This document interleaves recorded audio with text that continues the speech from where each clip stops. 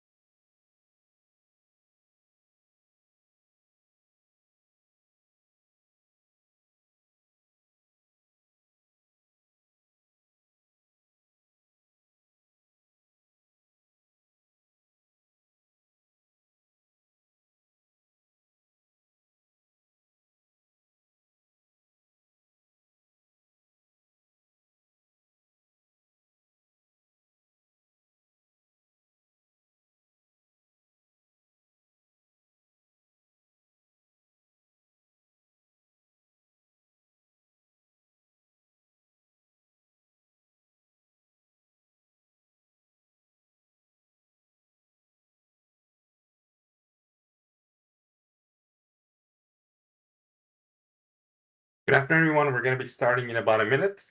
If you have any questions under Q&A, you should be able to put your questions in. So we'll start in a minute.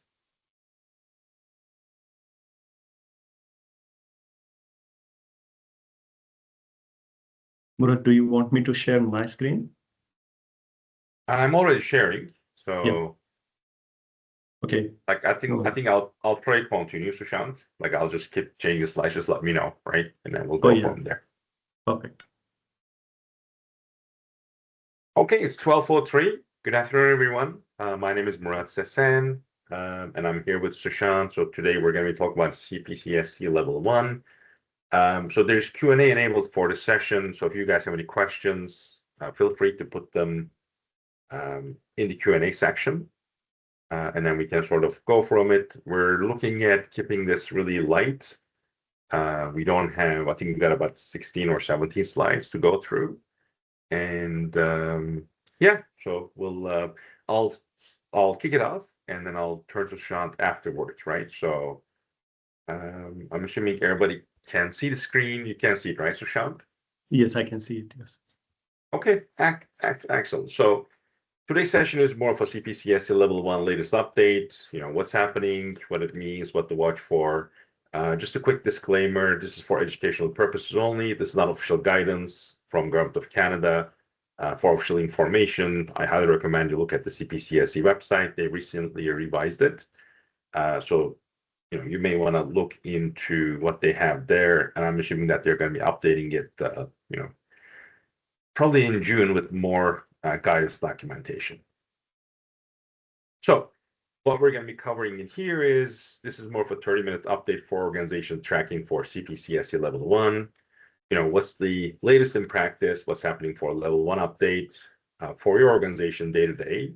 What are the scoping mistakes to avoid, where most of the organizations, as we see, what are scoping errors that they actually do in here. And then what are things that you can do for your Level 1 without jeopardizing for Level 2, right? Because as some of you may already know, CPCSC has 3 levels, 1, 2, and 3. So whatever you're doing in Level 1 is going to be utilized for Level 2. And then you cannot go to Level 2 if you don't have Level 1, right? And then what's the definition of done for Level 1 controls, right? So there's 13 controls for Level 1, and then we're going to sort of look at those quickly. So this session is for organizations, mainly defense contractors, that want a clear view of the scope, readiness, and next steps. So who's this session for? So we already assumed that you know the basics. So this is not a basic thing. We have done a couple of webinars in the last couple of months, so you can actually take a look at those. That covers the basics, like we have done a CPCSC Level 1, Level 2. And I think we have also done an intro session. If you guys need any of those, send me an email. We do have YouTube videos that covers that. So if you handle specified information, which is a term that CPCSC or Canadian government decided to use, so the US equivalent to CUI, and the reality is you may not know if we're going to be handling specified information because government or DND with PSPC, they're going to be the ones telling you if the contract will have, SI, specified information. The big difference there's a lot of differences between US and Canada, but the main thing is right now CPCSC is DND focused. In US, they're also expanding it outside of DND, like they're focusing federal government, right? Government of Canada announced that level 1 is going to start becoming mandatory, starting full stations in summer 2026.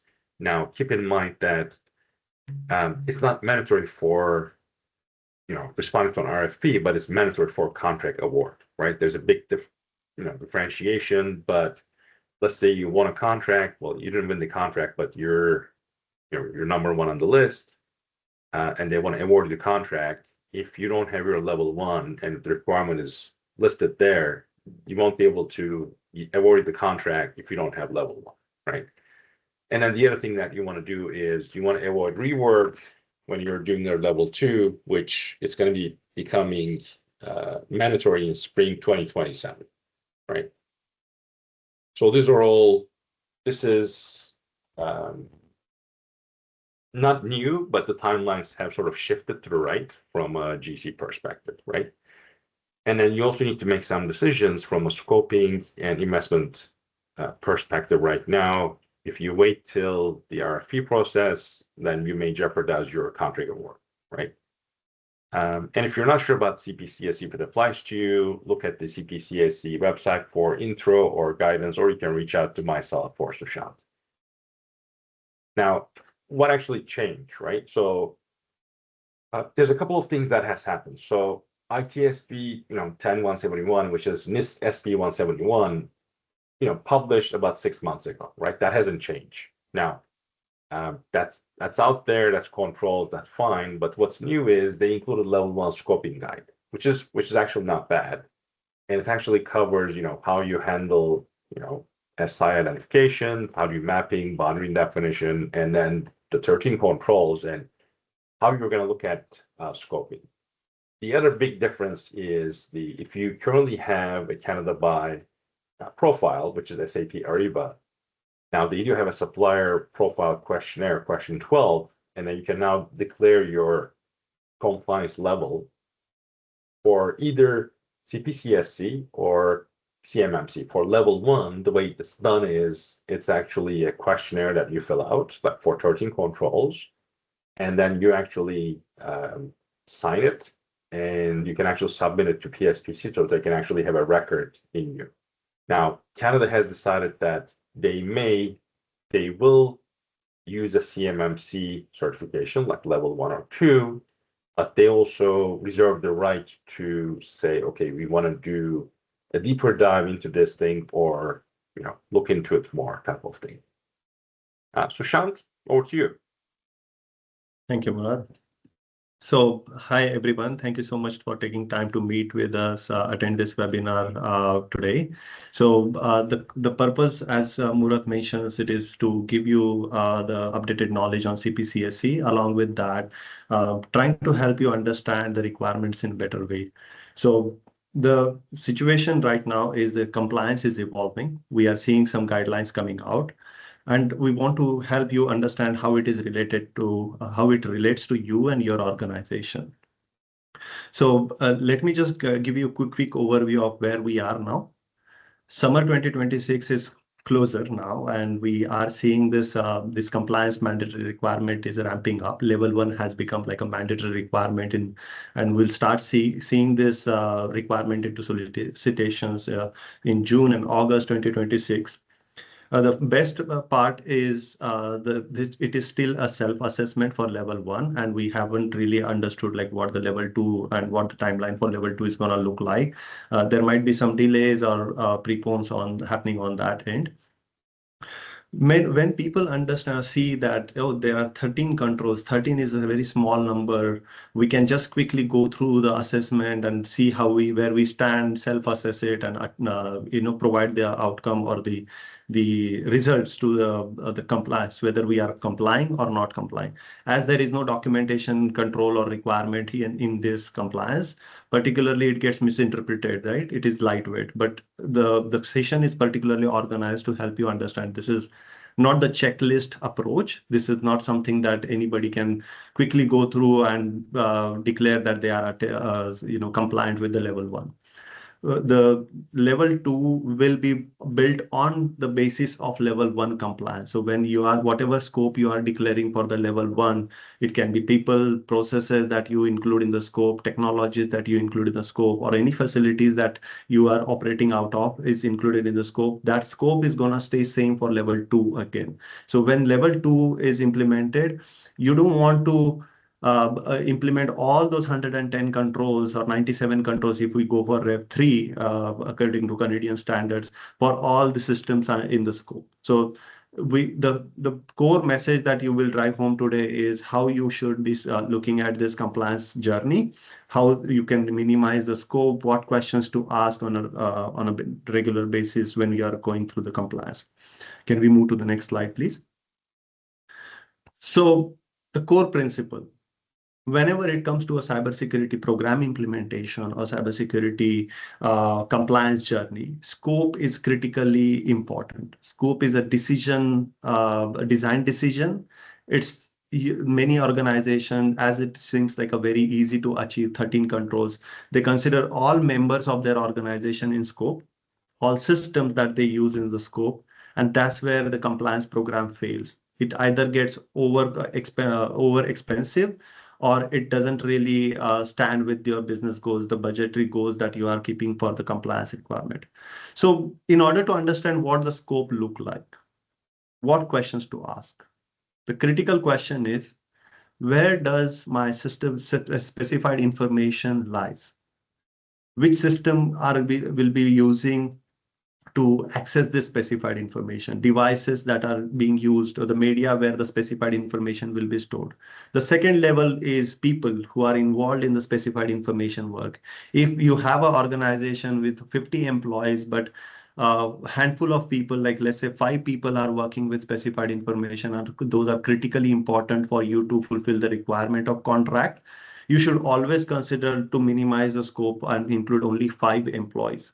If you are working with any contractor, subcontractor, external service provider who are supporting your operations for those 5 people and the devices that these people are using, those people will also get pulled into the scope. Remember, CPCSC and CMMC both mandatory compliances has a flow down requirement. By that I mean, if you are sharing the information that is being shared with you with any third party outside of your organization, their organization also inherits the requirement of CPCSC or CMMC in this case. Another question that you should be definitely asking is, when the specified information is received in your organization, what activities these people will do in order to process that information? Is it used for designing, for making modification? Is it used for manufacturing? What are the operations, the processes that are being performed on this specified information?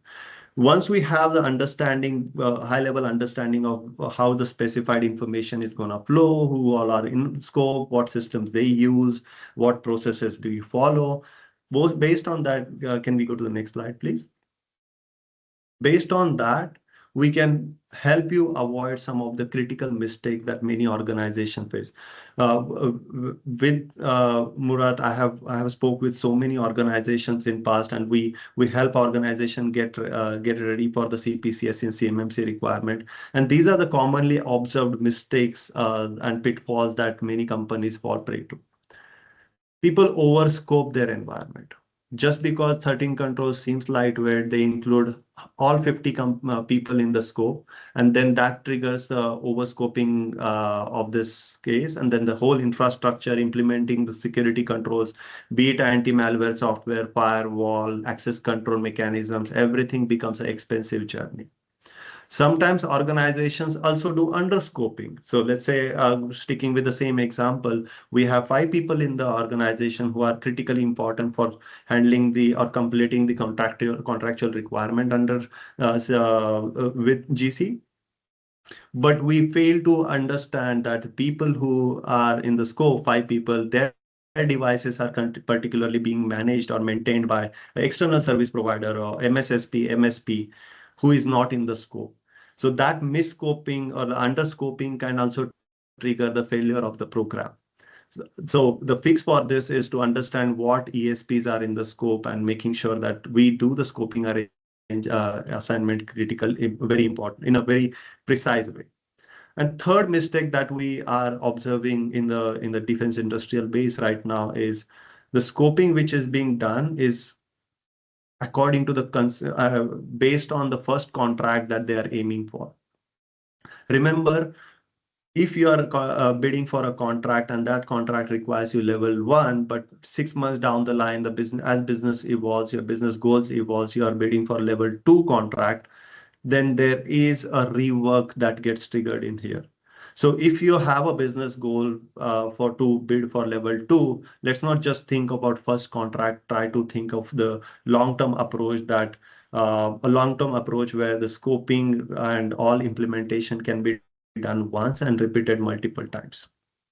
So if apart from that, like if let's say there is a turnover happening on the infrastructure side, new facilities are being added, boundaries are changing, then rescoping is a very important activity that every organization has to go through. As far as we know about the CPCSC and CMMC implementation, that's level 1 will have a clause of annual self-attestation. So when we are attesting on the report of our infrastructure, it has to be up to date and very much reflecting what operations we are working on. Can we go to the next slide, please? And third important and most common mistake, the fourth important and most common mistake, what we see here is as soon as people hear about CPCSC or CMMC, they immediately dial to their IT department and then say that we want to get compliant before this date. Gone are those days when compliance was IT's responsibility. Now it has become a board level responsibility, executive level responsibility. So the decision makers cannot be all technical people. It has to be a business person decision as well. So here are 5 people or different types of people who should be at the table when we are discussing about the cybersecurity compliance journey. First, it starts with executive who are in the leadership. Potentially investors as well might get pulled in depending on their stakes and their say in the organization. Then the second person or the category of person is like the business who is leading the business. Third one is operation HR because they deal with people onboarding, offboarding. They own the process of people control, person controls, right? Then fourth one is IT. And remember, this is one of the member at this table, but not the individual responsible member. And fifth one is the legal and compliance. As we discussed about the flow down requirement that this CPCSC and CMMC requirement has, we have to review our contractual obligations, contracts that are being facilitated with our subcontractors, how we are putting a language of mandatory flow down that is important for us to maintain the compliance. So these are 5 people or set of people who will be important at the table to make the final decision about the scoping, timelines. Without understanding the business requirements, we cannot establish a timeline. Let's say like we want to get compliant within 6 months, but at the same time our business goals are to start bidding for level 2 in 3 months. That's a disconnect. So that's where I'm trying to land on when we are talking about involving all these 5 people at the table for decision making. Next slide, please. Now that we have spoke about scoping, the common pitfalls that these organizations are falling prey to, let me just try to help you understand when we say 13 controls, how does it look like? What's the definition of done for this compliance implementation? And rather than looking at each and every control out of those 13 control, we have merged it into 6 domains. And the domain is mentioned on the title here. The first domain where we are going to focus on is access control identification and authentication. It sounds mouthful, but what it means really is organization has to have a clear understanding of who has access to what and why they have access. Do they have a role specific access, or do they have a need to know basis? That's a least privileged access. Based on that, how accounts are being regularly added, changed, removed from as and when people join and move or leave, right? So as you see, this third requirement talks about how we have to have a HR in the scope or in conversation all the time, how our HR operation might get changed when we go for this type of compliances. The fourth important factor, and which sounds in compliance, or which is in compliance with CPCSC, is only approved systems and devices will be used to access specified information. The fifth one is when organizations are hosting websites, blogs, social media, who is in the maker position, who is writing these articles, and what's the process that they follow before they publish that article on the internet. By that I mean, what's the mechanism that you use to verify whether specified information is not being posted out there in public. If I move on to the identification and authentication section, then we are trying to make sure that each user has a unique account. They have a strong password. So before in access control, we just verified who, what, and when. But now on the identification, we have like how are we protecting it? How we are restricting the devices from being connected or getting connected to the infrastructure right away. Next slide, please. Furthermore, we have a requirement of media protection and physical protection. In media protection, whatever USB devices, detachable, plug and play devices that you use to transfer data, how those are being stored. When you are, reusing the data, that device, which is previously was used for storing the specified information, how are you securely erasing that data on a regular basis? The disposal activity, let's say you have a hard drive, which is a portable hard drive, and that goes bad. There is some hardware error or failure happening on that device. What process do you follow when you are disposing that media? How are you, getting rid of that media where it is hardly possible for us to recover the data from that device? On the physical protection side, it sounds like no-brainer, but still, we want to make sure that the person who is accessing the physical environment has a unique key badge or key code accesses. Visitors are always being monitored, escorted. They get a visitor tag when they are entering into your premises. Any specified information which is printed in a printed form is particularly being stored in the access control. Maybe it can be a locker, it can be a storage room, or it can be a server room where it is stored. So this is where the physical protection requirements, this is how it looks like.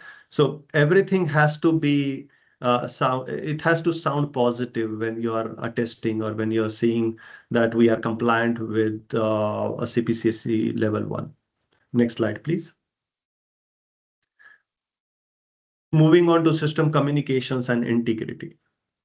This is more of a more technical conversation, because here we are talking about the devices that you use to connect with internet. It can be router, you devices you use to protect your organization from the external threat, that can be firewall. How are you monitoring the inbound communication? And also mind it here, we are also involving a VPN connections, work from home people who are joining in from their device, from sitting at home, dialing into your infrastructure using the VPN. how it is being monitored and protected. The public facing systems, maybe let's say you are hosting a website which is internally hosted but has access through the internet, how you are protecting that. So all these network changes, implementation that are being done are being reviewed on a regular basis. That is one of the requirement under the CPCSC, and this all comes under CPCSC level 1. Although it sounds very high level, and you can just say check, check, check. We do this, do this, do this, but it is more or less talking about or attesting on something that you are following as a process. On the system and information integrity, we are making sure that our systems are being updated on a regular basis. We have anti-malware, anti-virus software installed, updated. There is active scanning happening. We are leaving no stone unturned in terms of detecting threats and incidents in our infrastructure.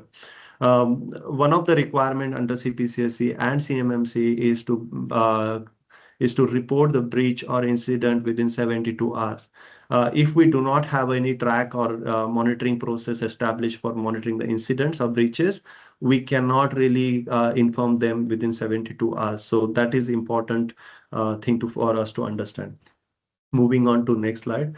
I see we have one hand up. Uh, uh, can we hold onto this question till we complete this session? Yeah, let's take the questions at the end, if Okay, that's okay. perfect. Let's do that. So these are some of the facts that we have we heard from customers all the time, and we want to make sure that we address it in this webinar. So many people ask, like, we deal with the commercial off-the-shelf products. Do we need CPCSC? The commercial off-the-shelf products are out of scope for CPCSC and CMMC both. They are the products that they need not go through the whole compliance implementation for CPCSC. Many a times, primes are dictating and then asking subcontractors to go for level 2 or level 3. But honestly, the say that or the level of compliance required in the contractual obligation is decided by D&D, not with the prime cannot dictate, or you cannot decide whether which level you will be going for. If we need mandatory level 2 compliance, it has to be level 2 compliance. If organizations are currently are already pursuing CMMC level 2, are they done? As Murat addressed this earlier, it is not automatic reciprocity. Some contracts may still be questioned. There's some certifications might be questioned in future, and then CPCSC level 2 implementation can be also one of the things that they will ask for, despite of having level 2, because there is no formal reciprocity being established here. We are just accepting what they have on the Canadian side. And one of the thing is, when should we start? When organizations need to look into the implementation of this compliance. So all these level 1 or level 2 certifications are voluntary, can be attained voluntarily. There is no requirement of having a contract in place. It is more like supporting based on and aligned with your business goals. So if you see that there is a requirement that might pop up or show up in the 6 months down the line, it's far better for you to start implementing right now, which kind of reduces the the resource shortage friction as well, and then you can be clearly compliant when it comes to winning the contract. Next slide, please. Some of the supports that organizations can avail, although there is no dedicated CPCSC grant funding or implementation funding available, some regional development agencies supports organizations with the business growth. So if this fits into your business goal, and if the case is strong enough, the regional development agencies can definitely support. There is another organization such as NRC IRAP, which supports the implementations, technological journeys through some funded programs, and many other regional economical growth through innovation. These are the organization who can come up and help you with the technology adoptions, or it can be a compliance journey. So there is no formal program that is focused on helping organizations, and this is what we have seen. We have seen in the south of our border as well, and we see similar thing happening on the Canadian side. Moreover, just to next slide, please.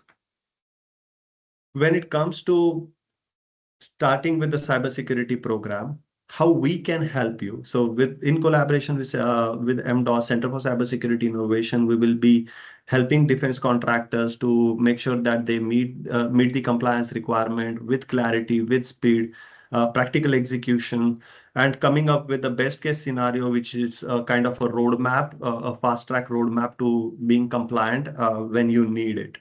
So we have developed a sprint called Clarity Sprint, where this is a fixed fee, fixed span, maximum 4 weeks of engagement, depending on the scope and size of the organization, which is focused on removing the uncertainty for the organization, coming up with the actionable path forward for the certification readiness.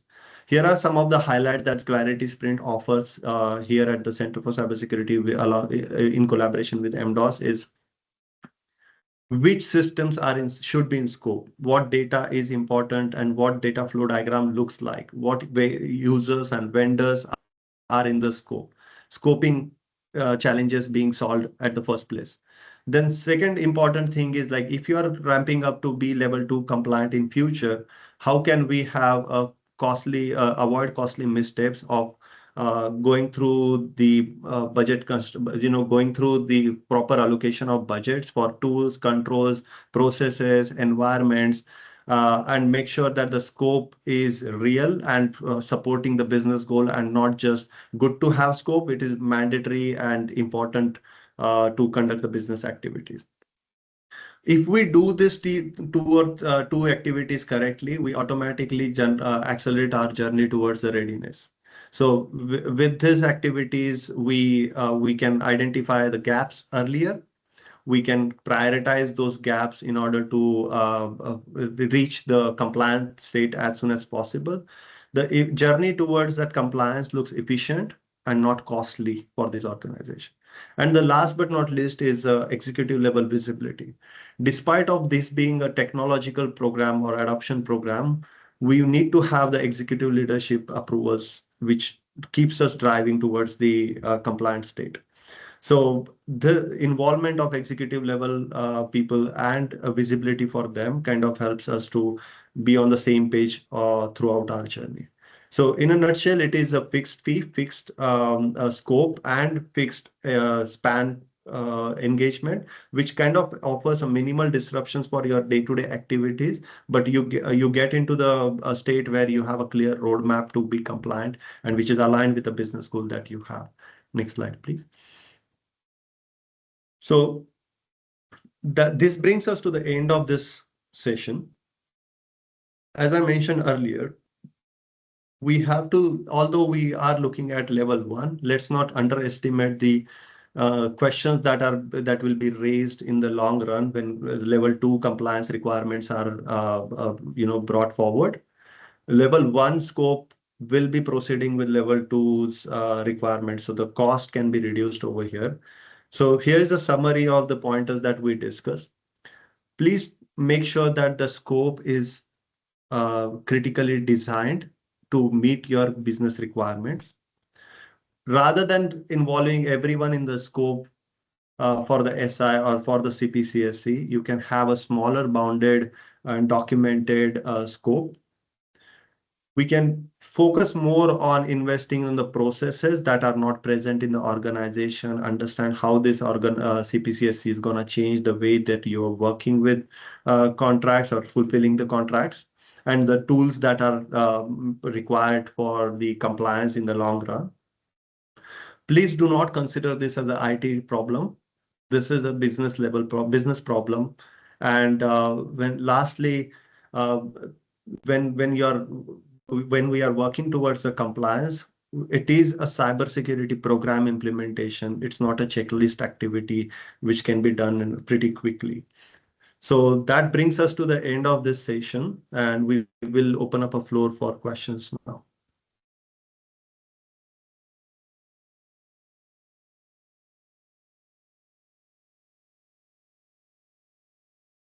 Murat, you want to enable mic access? Yeah, so I just enabled For mic voice? access. So if you can raise your hand, we'll just take the questions based on, on order. So Boris, go ahead.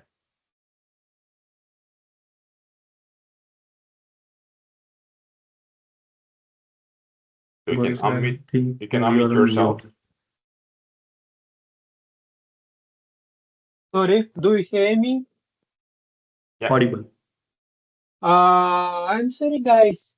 I found that in your report you missed results of AI revolution. So Specifically, repeat I that, Boris. said, do you hear me? Yeah, repeat the last sentence. I missed it. It cut out. You missed results of AI revolution. Specifically, in the section related to identity and access management, actually it's named in your report access control ID plus identification and authentication. You did not mention any influence of non-human identity, which So always was a big problem. so But the deck is not like it's not going to include everything, right, Boris? So like your main source is SP171, right? So like the deck is just for educational purposes, so it's not going to cover everything. The main thing is the CSC guidance document, right? That we're to follow, right? So the deck, this deck that we shared is not, it doesn't cover everything, right? This is just like a, here's the high level stuff, right? We're not going to cover everything in a 30-minute presentation, but if you need more details, CSC guidance document SP171 is the correct document. Any other? so does it mean that I should stop and don't declare my other questions? They are same related to AI. So I speculate yeah, you so would not give me. as I mentioned, Boris, the deck itself is not it's just a deck, right? So if it's covered in SP171, that's great. If it's not, I suggest you reach out to CPCSC mailbox or CSC directly. But other than that, like the deck we use is for informational purposes. We're not going to cover the control details in this session, right? Like that's not the intent. The intent is for Canadian defense contractors who's going to go through level 1 or level 2 and then inform them about what's happening for level 1, right? Okay. Yeah, Boris, just to add to that, when we are discussing about these requirements and the domains, we haven't really, we don't want to talk about how that technological thing looks like, because that will be pretty boring for non-technical and technical staff joining this call, because it is more of a document-driven approach for them. But what we want to show here is like what the definition of done look like. So it's like what is important to have in place before you are attesting with the level 1, which sounds like a very easy thing to do. 13 requirements, very lightweight, but this is the infrastructure is going to look like once you are done with the implementation. And I agree with your point that there in identity access management, there are few objectives that are mandatory for us to implement. So when it comes to implementation, this definition of done can be different for some organizations, and it can be a lightweight for some organization based on the scope and the complexity and size of that organization. Okay, thank you. Yeah, thanks for the question, Boris. Any other question from anyone? If you can raise your hand.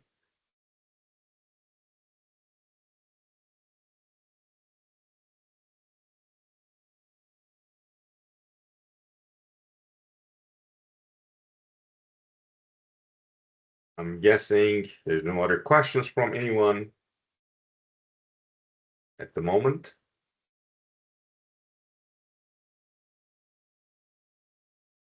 Either, we were really clear, or everybody is hungry and they want to go eat something. So,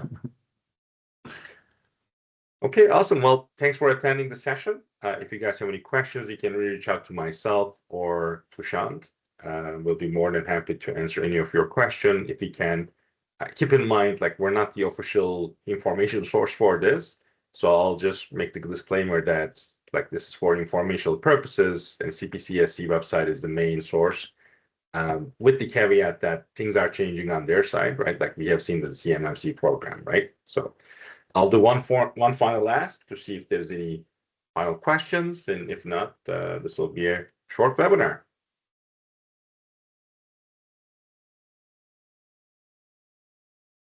Okay, I guess that's it. Have yourself a great day. Thanks for Thank you tuning so in. much for Take care. attending. Bye. Take care. Bye.